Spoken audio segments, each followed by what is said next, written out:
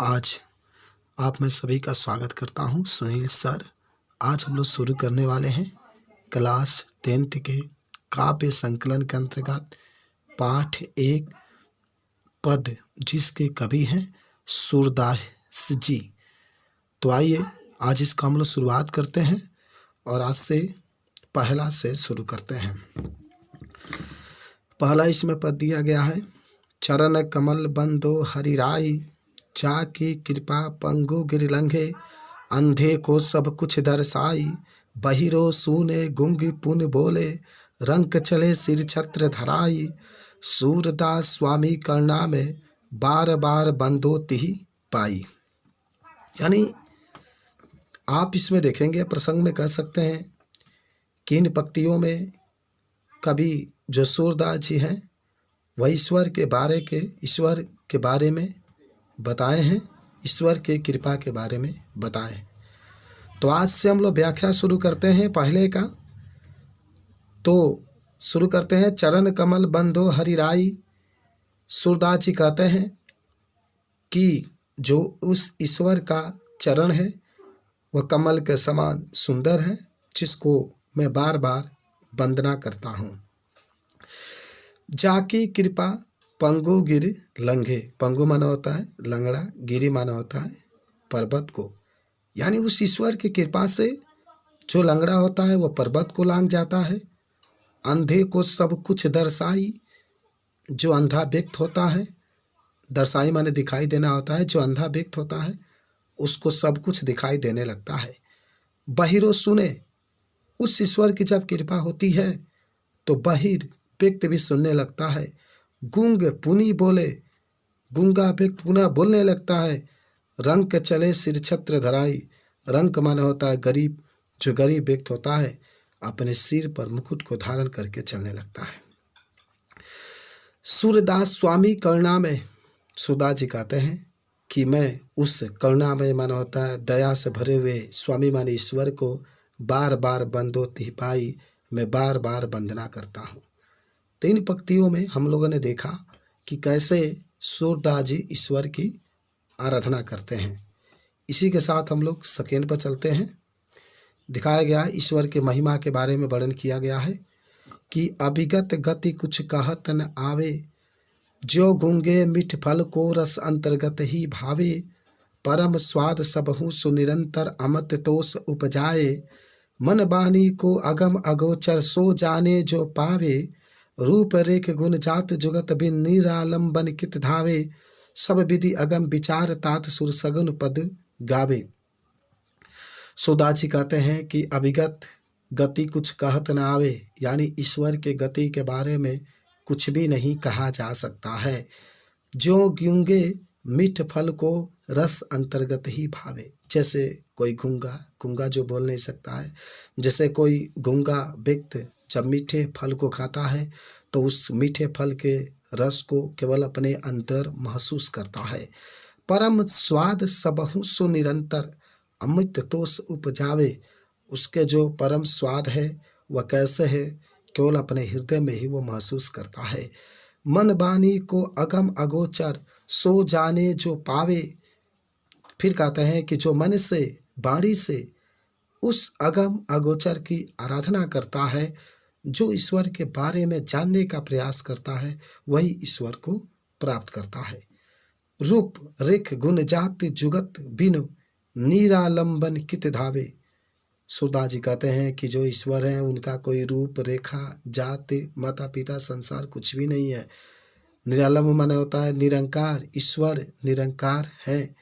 फिर आगे सब विधि अगम विचार तात सुर सगुन पद गावे। सूरदास जी कहते हैं कि सब विधि, इन सभी विधियों पर विचार करते हुए सूरदास जी सुंदर सुंदर पदों को गाते हैं। तो ये हम लोगों ने ईश्वर के महिमा के बारे में देखा कि कैसे ईश्वर के महिमा के बारे में वर्णन किया गया है। नेक्स्ट पर चलते हैं और तीसरा स्टेंजा के पास हम लोग चलते हैं। किलकत कान घुटरवन आवत, किलकत कान घुटरवन आवत, मणि में कनक नंद के आंगन, बिंब पकड़वे जे धावत, कबहू निरखी हरि आप छाँव को कर सो पकड़न चाहत। किल की हसत राजा तो दतिया पुनि पुनि तीव अवगाहत। कनक भूमि पर कर पग छाया यह उपमा इक राजत। करी करी प्रतिबद्ध प्रतिमनि वसुधा कमल बैठ की साजत।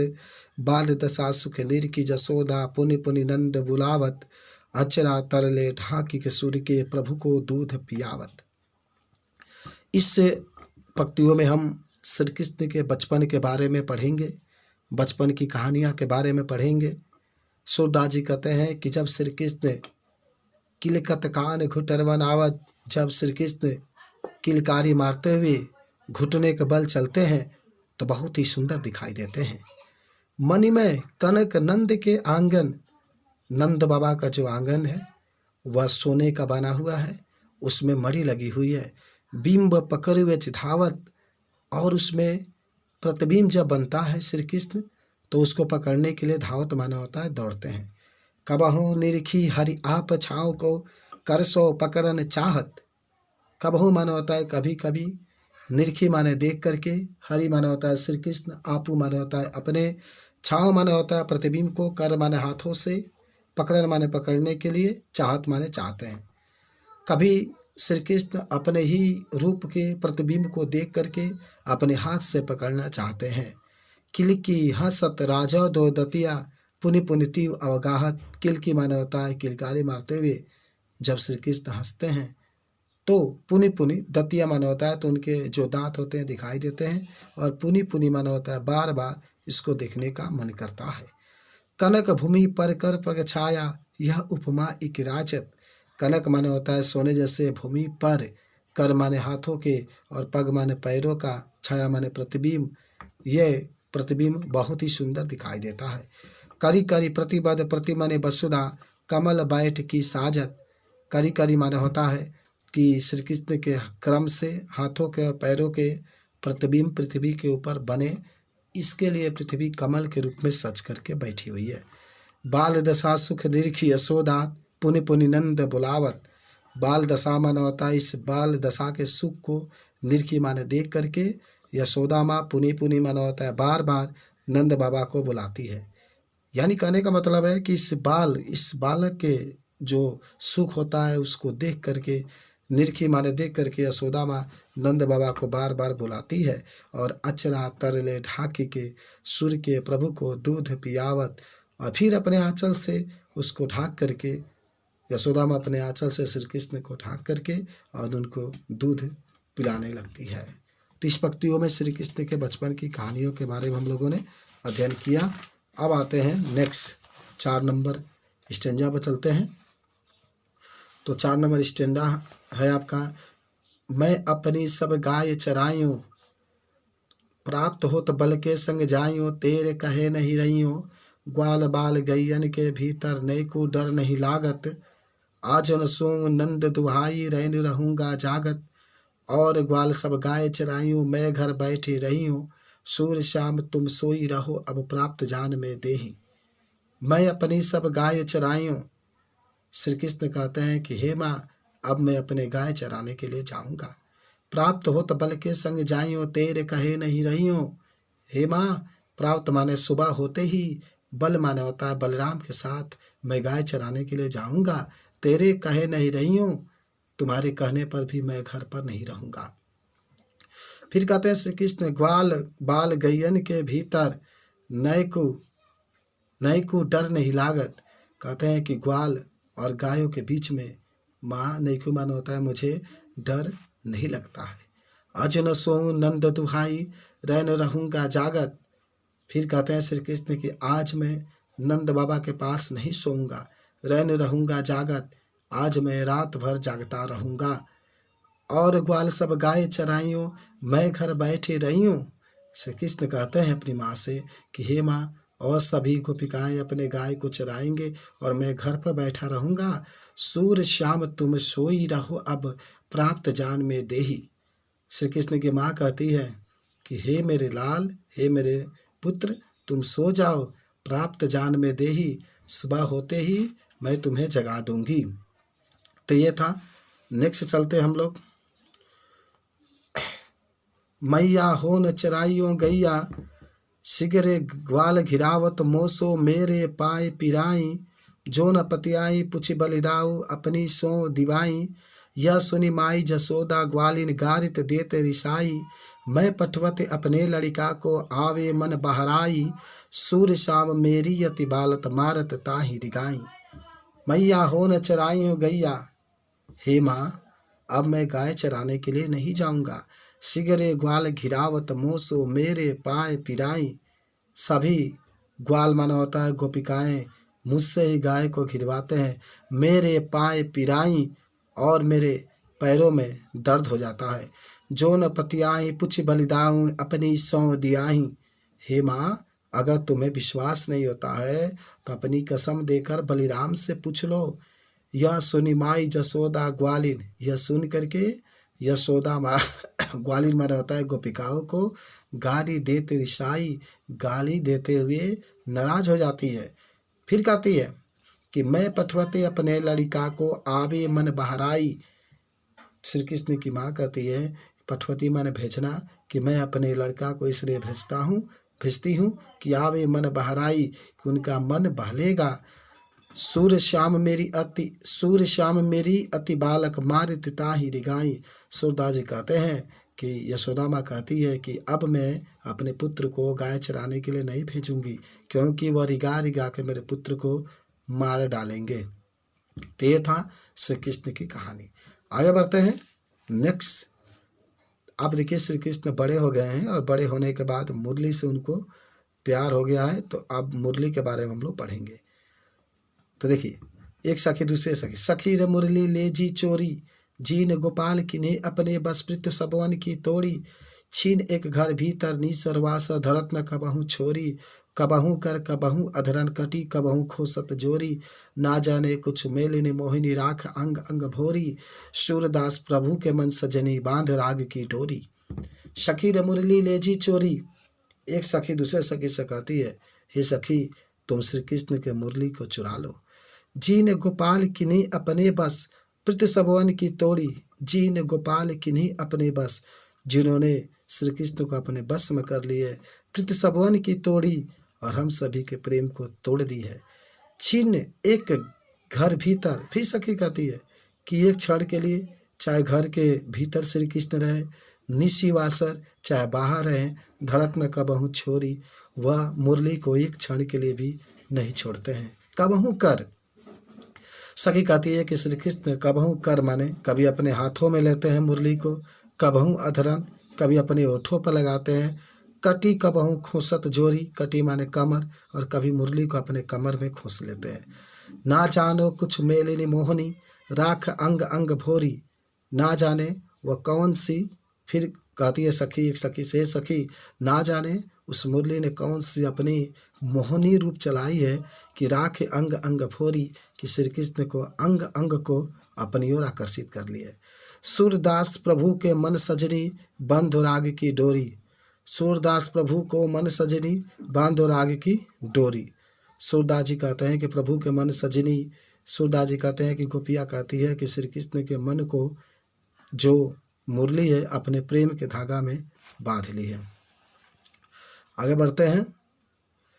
अब देखिए श्री कृष्ण वृंदावन को छोड़कर मथुरा में चले गए हैं। मथुरा में जाने के बाद वह अपने मित्र उद्धव से संदेश वृंदावन में जो गोपिकाएं हैं उसके लिए भेजते हैं। उद्धव मोहि ब्रज बिसरत नाही, वृंदावन गोकुल बन उपवन सघन कुंज की छाई। प्राप्त समय माता जसमत और नंद देख सुख पावत, माखन रोटी दही सजाओ अति हित सात खवावत।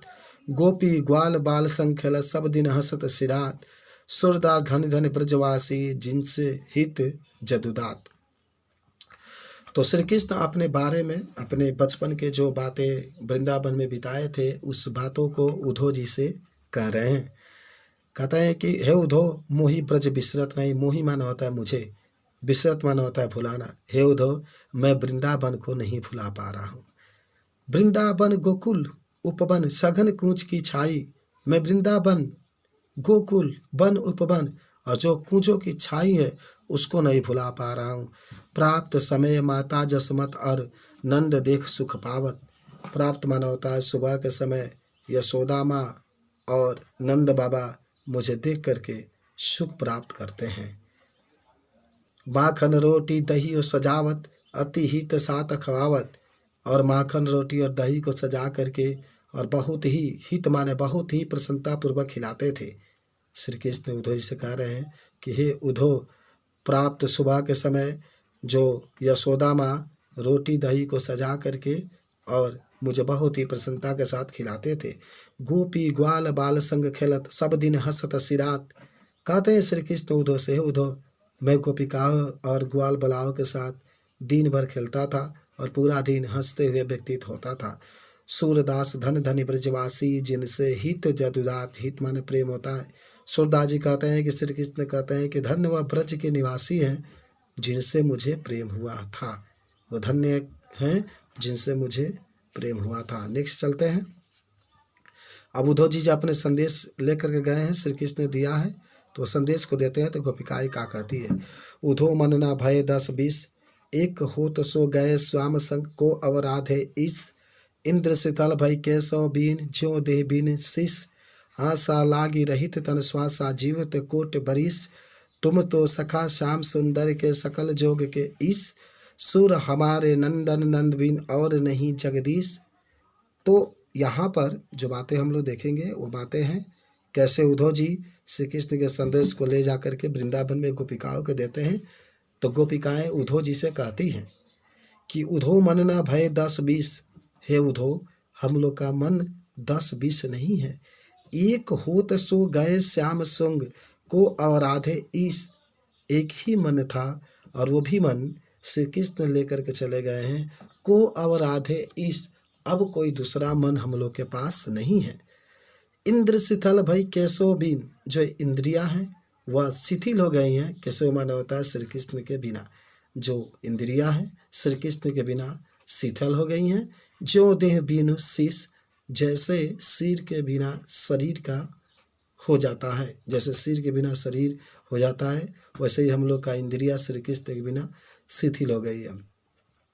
आशा लागी रहित तन श्वासा जीवित कोट बरिस।